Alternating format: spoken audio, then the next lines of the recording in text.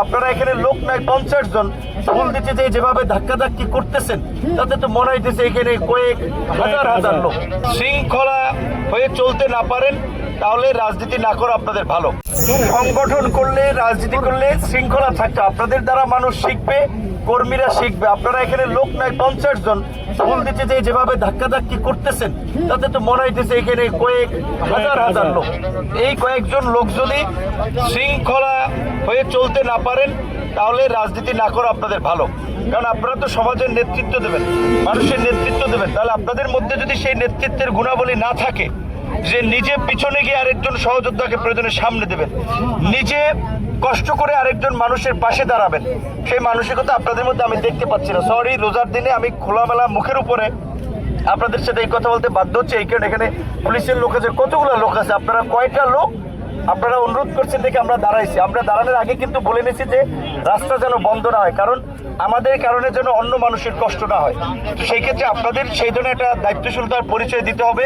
বিশেষ করে এই গণ অভ্যুত্থান পরবর্তী রাজনীতিতে মানুষ চায় একটা পরিবর্তন। যারা নেতৃত্ব দিবে তারা আগের মতো মানুষের উপরে চাপিয়ে দিবে, মানুষের উপরে খবরদারি করবে। মানুষ এই রাজনীতি চায় না। এইটা এই জুলাই গণ অভ্যুত্থানে গণপ্রতিরোধের মাধ্যমে মানুষ দেখিয়ে দিয়েছে যে মানুষ জনগণের নেতা চায়, জবাবদিহিতামূলক রাজনীতি চায়, জনবান্ধব রাজনীতি চায়। জাতীয় নির্বাচন হয়েছে, আগামীতে স্থানীয় নির্বাচন হবে। আপনারা জাতীয় নির্বাচনে যেমন বিভিন্ন প্রার্থীর জন্য ভোট চেয়েছেন, স্থানীয় নির্বাচনে আবার আপনারা যাবেন। তো এখন জাতীয় নির্বাচনে আপনাদের দল থেকে কেউ এমপি হয়েছে, মন্ত্রী হয়েছে, এবং আপনাদের স্বভাব চরিত্র যদি পরিবর্তন হয় স্থানীয় নির্বাচনে কিন্তু মানুষ আবার সেটা একটা জবাব দেবে।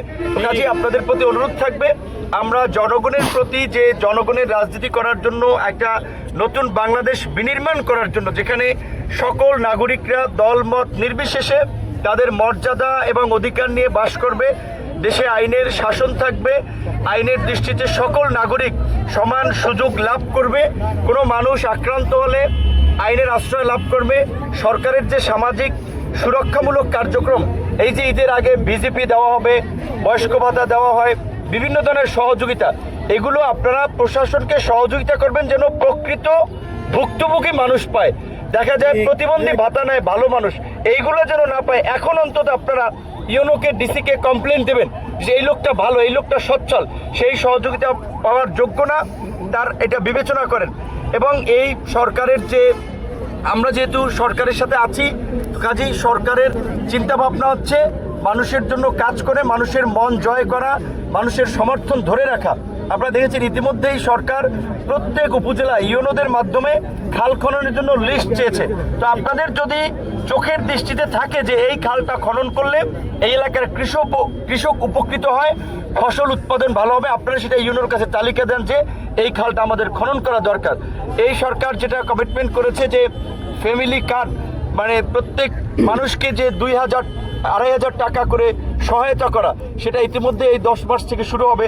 এই সরকার কমিটমেন্ট করেছে যে কৃষক কার্ড, সরকার তার কমিটমেন্ট অনুযায়ী মানুষের পাশে দাঁড়ানোর চেষ্টা করতেছে। সুতরাং আপনাদের আচরণ সেই রকম হতে হবে।